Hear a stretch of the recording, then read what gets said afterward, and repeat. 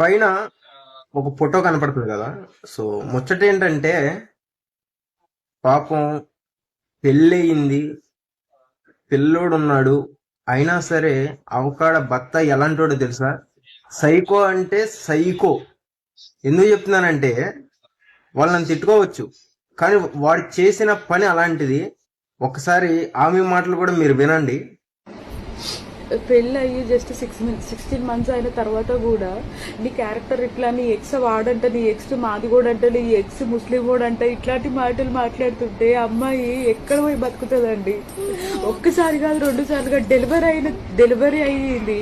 మంచి మాటలు చెప్పి నన్ను తీసుకెళ్లి ప్రతిరోజు మాదిగోని కాడ వండుకొని వచ్చినావు అని అంటుడు.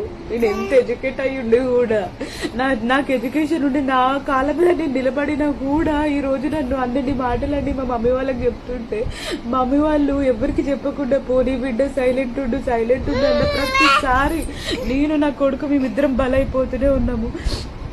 మీరు చెప్పండి, ఇంతమందికి మీ అందరు కూడా పెళ్లిళ్ళు అయినాయి కదా, మీ భర్తలు కూడా ప్రతిసారి మీ లైఫ్ లో అసలు ఏం జరిగిందని కూడా తీసుకొచ్చి పెళ్లి అయిన తర్వాత మాట్లాడితే మీరు ఎక్కడ పోతారు?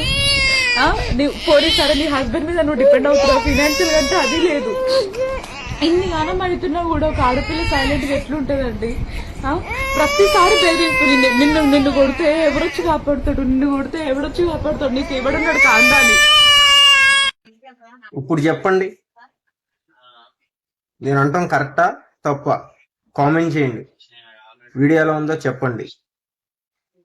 ఇలాంటి వీడియోల కోసం ఫాలో చేసుకోండి.